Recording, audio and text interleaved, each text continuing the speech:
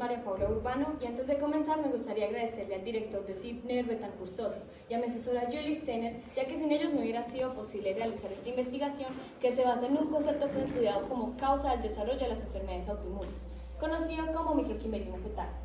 Por eso esta investigación recibe el título del impacto del microquimerismo fetal en las enfermedades autoinmunes. El primer vínculo que forma un ser humano se crea incluso antes de su nacimiento, ya que se genera durante el embarazo. Este es regularmente estudiado desde su aspecto emocional al explicar la relación entre una madre y su hijo, o también como aquel que apoya el correcto desarrollo de un feto. Pero este va mucho más allá, ya que es posible verlo en una madre desde un nivel celular tiempo después del parto. Y esto es a lo que se le conoce como microquimerismo fetal. Pero no se dejen enredar por los nombres. El microquimerismo en general consiste en la presencia de dos poblaciones de células genéticamente distintas en un mismo individuo, y ahora en esta ocasión son células fetales que pasan a residir en la madre, por lo que se llama microquimerismo fetal. Por otro lado, las enfermedades autoinmunes son aquellas en las que el sistema inmunológico ataca células propias, en lugar de atacar aquellas sustancias u organismos externos que podrían afectar el funcionamiento del cuerpo. Pero ¿cómo se llega a este problema? Primero es necesario conocer la afinidad que hay entre las enfermedades autoinmunes y las mujeres en general. Esta existe ya que las mujeres tenemos dos cromosomas X y estos cromosomas tienen un tamaño mucho más grande que el de los cromosomas Y, por lo que contienen una mayor cantidad de genes y un riesgo más alto de padecer mutaciones en estos, que podrían desencadenar una enfermedad autoinmune. Pero no solamente era necesario conocer la afinidad que hay entre estas enfermedades y las mujeres en general, sino también qué mujeres son más propensas a padecer estas condiciones. Y en esta ocasión serían las madres. Esto se debe a todos los cambios por los que tiene que pasar el sistema inmunológico maternal durante el embarazo para poder proteger ese ser genéticamente distinto que se está formando en el cuerpo. Entonces, durante el embarazo, el sistema inmunológico se suprime y después del embarazo se reactiva para poder retomar las actividades. Pero en esta reactivación tiene que interactuar con las nuevas células que han llegado al cuerpo y puede que estos dos choquen, generen una falla en el sistema y así se desencadene una enfermedad autoinmune. Por eso se llega a la pregunta de investigación que sería si el microquimerismo fetal contribuye al desarrollo de enfermedades autoinmunes. Esta investigación trabajó con la hipótesis que afirma esta relación. Para los objetivos era necesario establecer un objetivo general que girara en torno a la pregunta, por lo que el objetivo general fue analizar si el microquimerismo fetal contribuye al desarrollo de enfermedades autoinmunes. Pero para poder desarrollar este objetivo era necesario establecer tres objetivos específicos, y los cuales fueron: uno, que se trataba de describir los métodos de identificación de células fetales en los procesos de las madres que tienen enfermedades autoinmunes, y esos métodos son la reacción en cadena de la polimerasa y la hibridación fluorescente in situ, y también se buscaba poder evaluar su efectividad. Luego era necesario reconocer las diferencias que hay entre los resultados entre madres enfermas y madres sanas para poder así relacionar estas células con el desarrollo de una enfermedad autoinmune. Y el último, era necesario distinguir los tipos de comportamiento que tienen estas células y ver si habían algunas diferencias de acuerdo con diferentes enfermedades. Para eso, esta investigación trabajó con tres enfermedades, que son la enfermedad de Hashimoto y la enfermedad de Graves. Estas dos son enfermedades que afectan a un órgano en específico, que en este caso es la tiroides. Se escogieron para la investigación porque, aunque afectan el mismo sector, lo hacen de formas diferentes. La enfermedad de Hashimoto va hacia el hipotiroidismo y la enfermedad de Graves hacia el hipertiroidismo. Y también se escogió el síndrome de Sjögren, que es una enfermedad que no afecta a un órgano en específico, sino en esta ocasión un sistema en general, el cual es el sistema exocrino y afecta principalmente a las glándulas salivales y lagrimales. Para esta investigación se trabajó con los estudios de Diana W. Bianchi, Gretchen K. Sequel y Gary T. Well para poder conocer cómo era la implementación del método del PCR en los estudios de microquimerismo fetal. Y sus estudios también sirvieron para poder conocer cómo era la persistencia de estas células a través del tiempo, ya que en uno de ellos destaca un resultado en donde se halló la presencia de células fetales en una madre que había tenido a su último hijo 27 años atrás. También se trabajó con los estudios de Gina Amy Bondi Knowles para poder expandir el conocimiento sobre los métodos de detección y también conocer las restricciones y beneficios del PCR y el FISH. Y para tratar el tema de los tipos de comportamientos de estas células según la variedad de enfermedades, se trabajó con los estudios de 3 LEPES, Madhav van der Westheim, M. Kuroki, Aokayama y S. Nakamura. Para la metodología se implementó un método cualitativo en el cual se trabajó con una recolección y análisis de datos de estudios científicos y con perspectiva de profesionales para poder crear un conocimiento que sea detallado y contextualizado sobre estos fenómenos complejos. El instrumento de investigación fue una encuesta, la cual fue enviada por correo a ginecólogos obstetras especializados en medicina materno-fetal que han estudiado el tema del microquimerismo fetal. Y este fue el mejor instrumento ya que se adecuaba a la flexibilidad temporal que ellos requerían y también podían responder de forma libre. Para el marco teórico, primero vamos a hablar de los métodos de identificación. El primer método es la reacción en cadena de la polimerasa. Este método lo que hace es amplificar una sección específica de ADN para poder facilitar su estudio detallado. Para este método se necesita una enzima que se conoce como polimerasa, nucleótidos, una muestra de ADN y una ADN plantilla que tiene cebadores. Los cebadores lo que son secuencias cortas de un ADN específico que se define antes de la investigación porque este tiene lo que se busca encontrar. En el contexto del microquimerismo fetal, estos cebadores contienen una secuencia de ADN que solo se encuentra en un gen que se halla en el cromosoma X. Por eso, si hay una afinidad entre los cebadores y la muestra de ADN de la madre y se genera una reacción en cadena en donde se siga mostrando esa secuencia, quiere decir que hay la presencia de una célula fetal. Para estos resultados se trabaja con una electroforesis en gel. Una electroforesis en gel quiere decir es que una corriente eléctrica va a separar los fragmentos de ADN por tamaños y va a hacer que correspondan a una medida estándar. Para que entiendan lo que les estoy diciendo, vamos a trabajar con la siguiente figura. Esta fue tomada de un estudio que busca encontrar la presencia de células fetales en madres con enfermedades autoinmunes. Y la medida estándar, que es la línea posterior, lo que quiere decir es que esta medida corresponde a los hombres. Y la medida de arriba sería el fragmento, que fue los fragmentos que se hallaron con la investigación. Entonces aquí fue posible mostrar la presencia de células fetales, ya que las muestras 5, 8 y 10 corresponden a madres con enfermedades autoinmunes.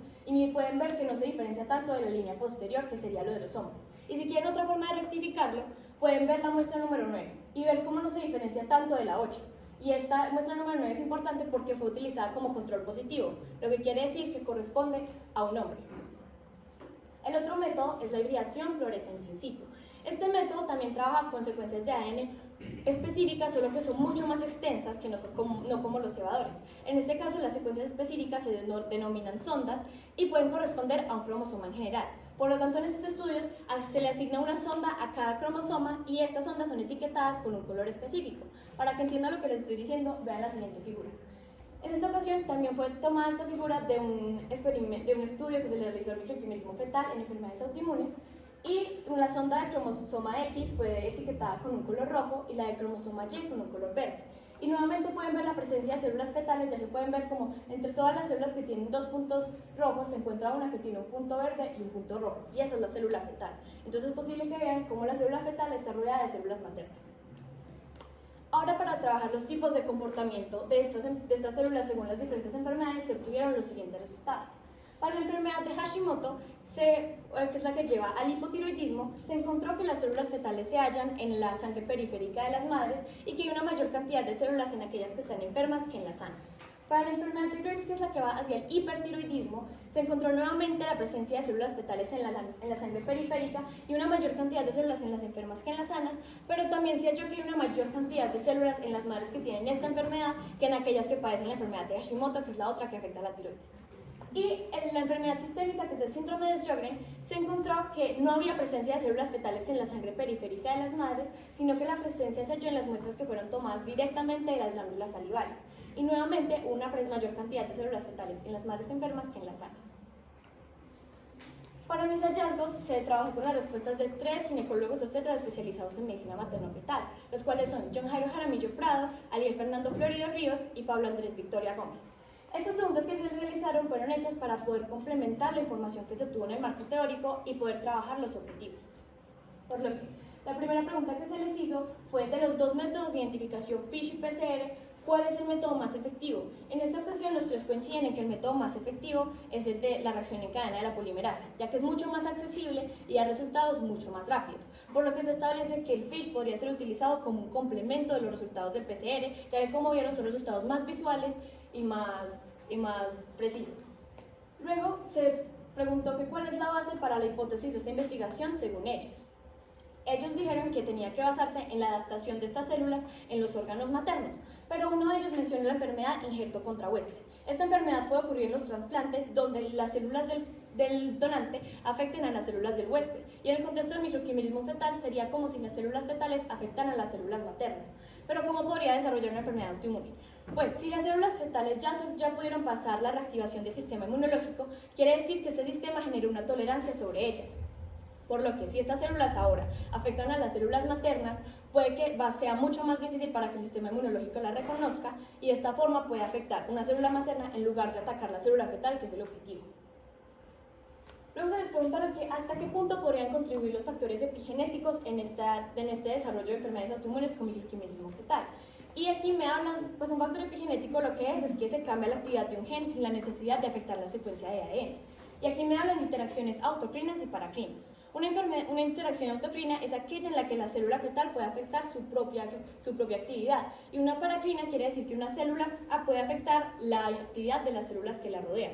Por eso, en esta ocasión, sería como si una célula fetal afecta la actividad de las células maternas. Entonces, si esto ocurre, puede que con el cambio el sistema inmunológico deje de reconocer esas células maternas como propias y las ataque, generando una enfermedad autoinmune. Luego se les preguntó, ¿cómo es la comunicación entre células fetales y células maternas? Pero aquí lo que hicieron fue comentarme qué es lo que puede volver más compleja esta interacción. Entonces lo que dijeron es que entre mayor cantidad de células fetales, más riesgosa es poder padecer una enfermedad autoinmune porque hay mayor cantidad de células, lo cual hace que la interacción sea mucho más compleja y su identificación también.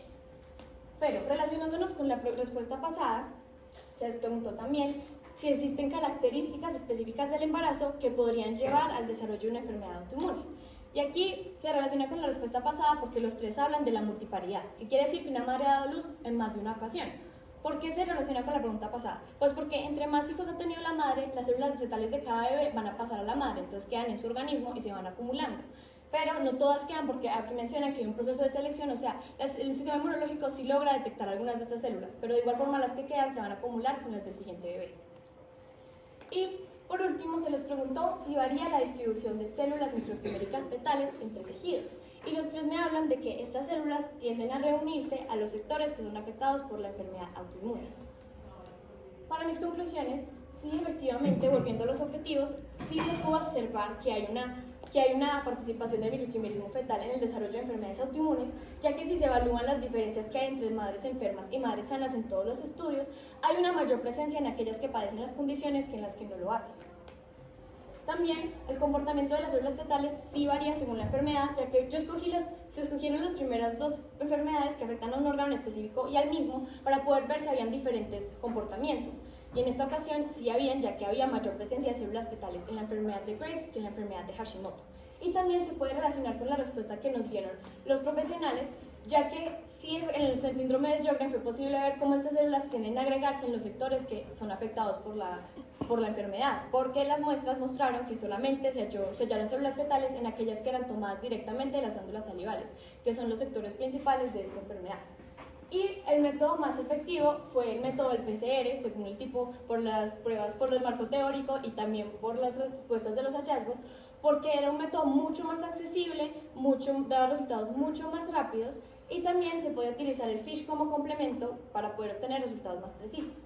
Y si no lo notaron, en todos estos estudios se trabaja con madres de hijos varones porque es mucho más fácil el reconocimiento de células con la diferencia cromosómica. Aunque eso no quiere decir que no se pueda hacer con madres de hijas, sí se puede hacer, solamente que se necesita un proceso mucho más largo y también mucho más costoso. Muchas gracias.